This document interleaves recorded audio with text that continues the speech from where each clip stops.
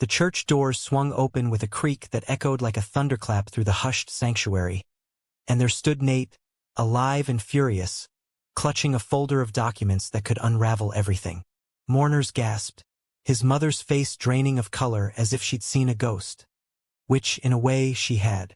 He hadn't died in that fabricated car crash. He'd been cast out, erased from their lives because loving Jordan was a sin too grave to forgive.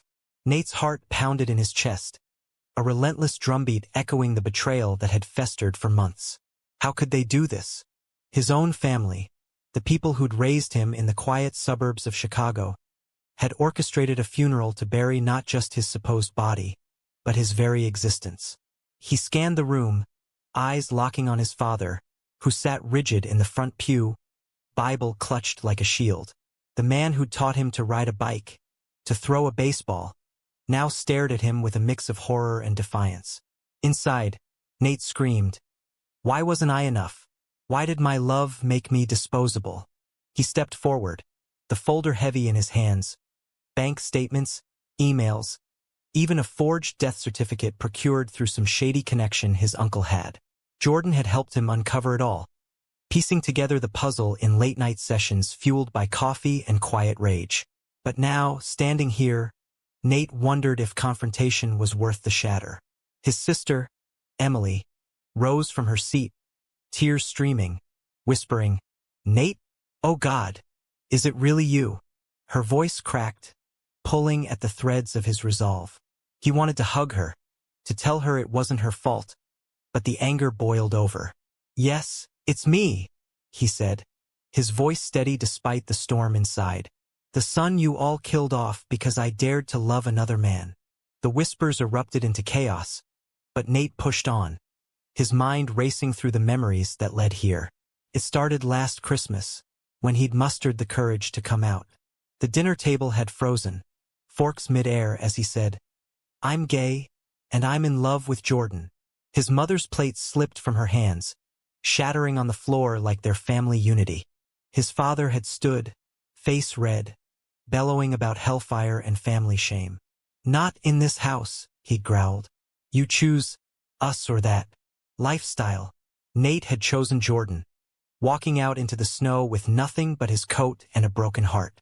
But he hadn't expected them to go this far, to declare him dead to the world, to collect sympathy while erasing his truth. Inside, the conflict tore at him. Part of him understood their fear. They were products of a rigid church community where deviation meant damnation. But understanding didn't dull the pain. Why couldn't they see him as their son first?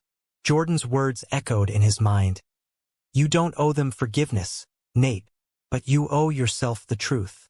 So here he was exposing it all. He opened the folder, holding up the first page. An email from his father to the family lawyer. "We need to make it official. Nate is gone for good." Gasps rippled through the crowd. His uncle shifted uncomfortably, avoiding eye contact. Nate's chest tightened. This was the man who'd helped forge the documents, all to protect the family name. Betrayal stacked upon betrayal. As he read aloud, his voice gaining strength, Emily approached, her hand trembling as she touched his arm. "I didn't know," she whispered. "They told me you were in an accident. I mourned you." Her eyes pleaded for belief, and Nate felt a crack in his armor. She was only 22, caught in the crossfire of their parents' dogma. But had she questioned it? Or had she accepted the lie because it was easier? The doubt gnawed at him, fueling the inner turmoil. He pulled away gently, saying, "You could have called. You had my number." Her face crumpled, and he hated himself for the words, but they were true. The price of their silence was his isolation. His father finally stood, voice booming. "This is a house of God. You have no right." "No right," Nate interrupted, his anger surging. "You faked my death. You told everyone I died rather than admit your son is gay." The congregation murmured, some nodding in sympathy, others averting eyes. Nate's mind whirled. Was this victory or just more pain? Jordan waited outside, ready to pull him away if it got too much. But Nate needed this closure, even if it meant burning bridges. As he continued revealing the evidence, He wondered if exposing them would heal him or just deepen the wounds. The tension thickened, each revelation a step toward an uncertain reckoning. By the time he finished, the church was divided. Some family friends approaching with apologies, others glaring in judgment. His mother sobbed quietly, refusing to meet his gaze. Nate felt a hollow victory. The exposure was done, but the hurt lingered. Inside, he battled the urge to forgive too soon. They had chosen doctrine over blood. As he turned to leave, Emily grabbed his hand. "Please, don't go forever." He paused, the conflict raging. Walk away clean or risk more heartbreak. The decision loomed, heavy as the folder now empty in his hands. Nate stormed out of the church, the cool Chicago wind slapping his face like a wake-up call. But inside, the storm raged fiercer. Jordan was waiting by the car, his concerned eyes searching Nate's face. "How bad was it?" he asked softly, pulling Nate into a hug that felt like the only safe harbor left. But even in that embrace, Nate's mind churned. Had he just destroyed any chance of reconciliation? Or was this the liberation he needed? The drive back to their small apartment in the city was silent at first, punctuated only by Nate's ragged breaths.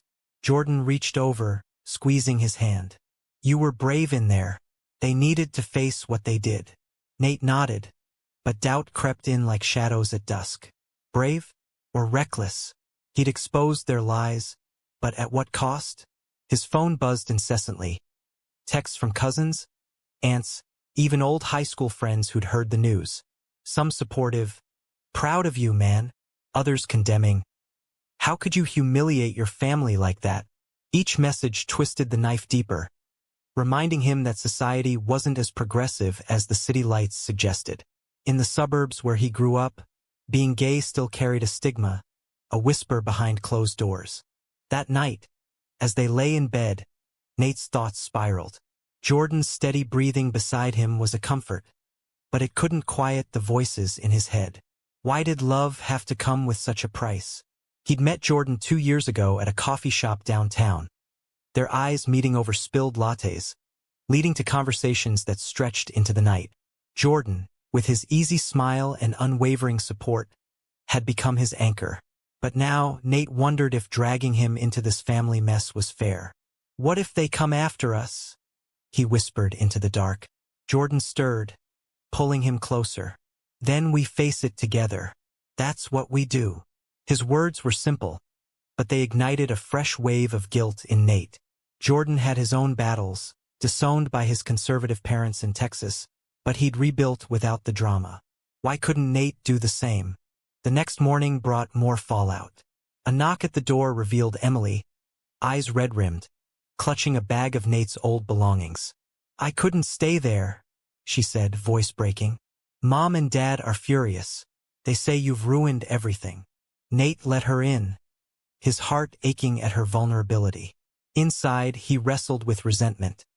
She could have spoken up sooner, but as she sat on the couch, spilling the details of the family's plan, empathy crept in. "They thought if you were dead, the shame would die with you," she confessed. "Uncle Mike handled the paperwork. Dad paid for it all." The revelation hit like a punch. His father, the pillar of morality, resorting to fraud. Nate's mind screamed. How could the man who preached honesty stoop so low? Jordan joined them, offering coffee, his presence a buffer against the tension. But as Emily talked, Nate noticed the way she glanced at Jordan, curiosity mixed with unease. "So you're together?" she asked hesitantly. Nate tensed, ready for judgment, but she continued. "He seems nice. I don't understand it all." Her honesty disarmed him, stirring a conflict he hadn't anticipated. Part of him wanted to educate her, to bridge the gap, but another part resented having to justify his love. "It's not something to understand," he said sharply. "It's who I am." Emily flinched, and guilt washed over him. Was he pushing her away, just like their parents had pushed him? The conversation stretched into hours, revelations piling up. Emily admitted she'd suspected the lie but feared confronting it. "I was scared of losing them too," she whispered.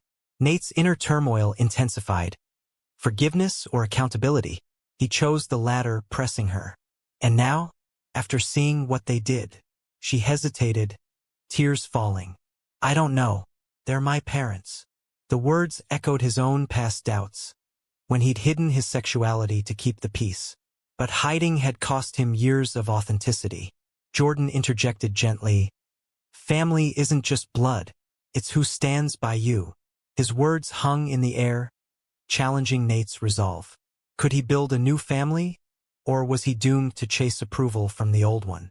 As Emily left, promising to think things over, Nate felt the weight of his choices. The exposure at the funeral had sparked a media frenzy. Local news outlets picking up the story, labeling it a family scandal. Strangers messaged support, but the backlash from church groups stung. Sodomites seeking attention, one read. Inside, Nate battled despair. Was visibility worth the hate? Jordan held him as he broke down, whispering assurances. But deep down, Nate questioned if his love for Jordan was strong enough to withstand the gathering storm.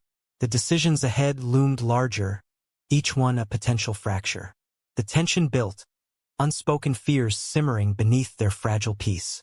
Days blurred into a haze of interviews and avoidance, but the real battle raged in Nate's mind, a relentless tug-of-war between vengeance and vulnerability. Jordan suggested therapy, but Nate resisted, convinced that facing his family head-on was the only path to closure. Yet every night, as sleep evaded him, he replayed the funeral scene, questioning if his dramatic entrance had been a triumph or a tragic mistake. The call came unexpectedly, from his father, voice gruff over the phone. We need to talk. Alone. Nate's heart raced. This was the confrontation he'd both dreaded and craved. He agreed to meet at a neutral coffee shop downtown, leaving Jordan behind with a kiss and a promise to be careful. Inside the car, doubts assaulted him. What if this was a trap? What if forgiveness meant excusing their cruelty? But a sliver of hope persisted. The boy in him still yearned for his dad's approval. Arriving, he spotted his father at a corner table, looking older, wearier. No Bible this time, just a cup of black coffee and a furrowed brow. They sat in silence at first, the air thick with unspoken accusations. Finally, his father spoke. What you did at the church, it humiliated us. Nate's anger flared. Humiliated you? You faked my death. His voice rose, drawing glances from nearby patrons. Inside, he fought the urge to scream every pent-up hurt. His father sighed, rubbing his temples. We thought it was mercy, to spare you the judgment, to let the family move on. Mercy? The word twisted in Nate's gut like a knife. How was erasing him merciful? You mean spare yourselves the embarrassment, he retorted. Admit it. My being gay shamed you more than anything. The admission came haltingly. His father confessed the pressure from the church, the fear of losing standing in the community. Your mother couldn't stop crying. We thought if you were gone. He trailed off, eyes misty. Nate's resolve wavered. Seeing his father's vulnerability cracked his armor. But then came the deflection. The Bible says, screw the Bible. Nate interrupted, his voice breaking. I'm your son. Doesn't that count? The inner conflict peaked. Love for his father clashing with the pain of rejection. Why did faith trump family? His father reached across the table, but Nate pulled back. You chose God over me. Now live with it. Leaving the shop, Nate felt hollow. Jordan was waiting at home, ready with open arms, but the meeting had unearthed deeper wounds. That night, as they talked it over, Jordan shared his own story, how his coming out had led to exile, forcing him to rebuild alone. It hurts, but you survive, he said. Nate envied his resilience, wondering why his own pain felt so raw. Inside, guilt gnawed. Was he burdening Jordan with his drama? Maybe I should have stayed hidden, he murmured. Jordan shook his head fiercely. No. Hiding kills the soul. His words ignited a spark, but doubt lingered. Then came the betrayal from an unexpected quarter. Emily called, sobbing. Mom found out I visited you. She's cutting me off unless I denounce you. Nate's world tilted. His sister, the one bridge left, now forced to choose. "What are you going to do?" he asked, voice trembling. Silence stretched. Then, I have to think about my future." The words landed like a blow, echoing their parents' ultimatum. Inside, Nate reeled. Had he misjudged her loyalty? The family web tightened, each thread a potential snare. He hung up, turning to Jordan, who held him as tears fell. "She's scared," Jordan said. But Nate's mind screamed betrayal, amplifying the emotional torrent. The media storm escalated, with online forums debating his story, some hailing him as a hero, others vilifying him as a family destroyer. Hate mail arrived, anonymous threats that made Jordan insist on extra locks. Nate's paranoia grew. Was exposure worth the danger? In quiet moments, he questioned his love for Jordan. Did it justify the chaos? But Jordan's steady presence reminded him why he'd fought. Yet the costs mounted, each decision carving deeper scars. The high stakes pressed in, forcing Nate to confront if redemption was possible or if severance was the only salvation. As tensions peaked, he braced for the next fracture, the emotional weight crushing. The lawsuit papers arrived like a bombshell, served by a stern-faced process server at their apartment door, accusing Nate of defamation and emotional distress. His family's counterattack, twisting the narrative to paint him as the villain. Inside, Nate's world shattered anew. How far would they go to silence him? Jordan read the documents, face paling. "This is war," he muttered. But Nate felt defeat creeping in, questioning every step that led here. He hired a lawyer, a sharp woman named Lisa who specialized in LGBTQ rights cases. "You've got a strong counterclaim," she said during their first meeting. "Fraud, emotional abuse, we can fight this." Nate nodded, but internally, the toll weighed heavy. Suing his own blood? It felt like the ultimate betrayal, yet necessary for justice. Nights blurred with strategy sessions, Jordan by his side, offering input despite his own growing exhaustion. "I hate seeing you like this," Jordan confessed one evening. "Maybe we settle?" Nate snapped. "And let them win?" Regret followed immediately. He saw the hurt in Jordan's eyes. Inside, guilt festered. Was he sacrificing their relationship on the altar of revenge? Emily's defection hit hardest. She testified for their parents in a preliminary hearing, claiming Nate had always been troubled. Hearing her words through the lawyer's report felt like a stab to the heart. Why? He'd protected her growing up, covered for her teenage rebellions. Now she repaid with lies. Alone in the shower, Nate let the water mask his sobs, mind racing. Had family ever truly existed? Or was it conditional? Jordan knocked softly. "Talk to me." But Nate pushed him away, the isolation self-imposed. "I need space." The words hung bitter. He craved connection but feared vulnerability. Jordan's patience wore thin, his own scars reopening. "I'm here for you, but I can't be your punching bag." The argument escalated, voices raised in the small space. Nate accused him of not understanding. Jordan countered with his own losses. In the heat, Nate blurted, "Maybe this was a mistake. All of it." Silence fell heavy with regret. Inside, panic surged. Was he losing the one good thing left? Reconciliation came tentatively, with apologies whispered in the dark. But the strain lingered, amplifying Nate's inner demons. The court date loomed, a public spectacle that would air every dirty secret. Media hounded them, paparazzi lurking outside. One night, a brick shattered their window, scrawled with slurs. Jordan's fear turned to anger. "This has to stop." Nate agreed, but how? Surrendering meant validating their hate. The moral quandary tore at him. Fight for principle or protect his love? He chose to press on, but the decision cost sleep, appetite, sanity. His mother's unexpected visit shattered the fragile equilibrium. She appeared at the door, frail and tearful. "I can't do this anymore," she whispered. Nate let her in, heart pounding.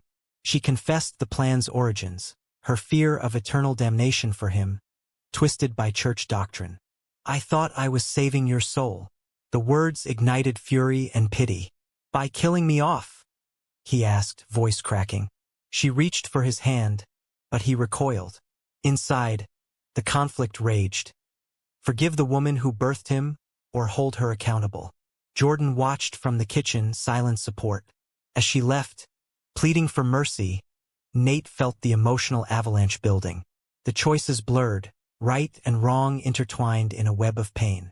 The hearing arrived, tensions electric in the courtroom. Nate testified, voice steady despite the turmoil. Seeing his family across the aisle, father stoic, mother broken, Emily avoiding eyes, intensified the agony. Each word was a wound reopened. Inside, he questioned, was justice worth this destruction? The judge's gavel echoed his doubts, adjourning for deliberation. Outside, Jordan held him. Whatever happens, we have each other. But Nate wondered if that was enough anymore, the cumulative hurt threatening to overwhelm. The emotional depth plunged further, each revelation a deeper cut. The verdict came down like a hammer. Nate won on fraud charges, but the defamation suit dragged on, a partial victory laced with bitterness. His family ordered to pay damages, but no amount could mend the fractures. Inside, Nate felt empty triumph. Justice served, but at the price of irreparable loss. Jordan celebrated quietly, but Nate sensed the strain in his smile. Post-trial, isolation deepened. Friends distanced themselves, wary of the drama. Emily sent a single text, "I'm sorry. I had no choice." No choice? The words fueled Nate's rage, but beneath lay profound sorrow. He'd lost his sister to the same fears that claimed his parents. Nights found him staring at the ceiling, mind dissecting every decision. Why fight so hard? Jordan's patience frayed further. Arguments became frequent. "This is consuming you," he said one evening, voice weary. Nate lashed out, "You don't get it." But he did. Jordan's own exile mirrored this hell. Inside, Nate battled self-loathing. Was he becoming the monster his family accused? A reconciliation attempt with his father failed spectacularly. Meeting at a park, neutral ground, devolved into accusations. "You've torn us apart," his father said.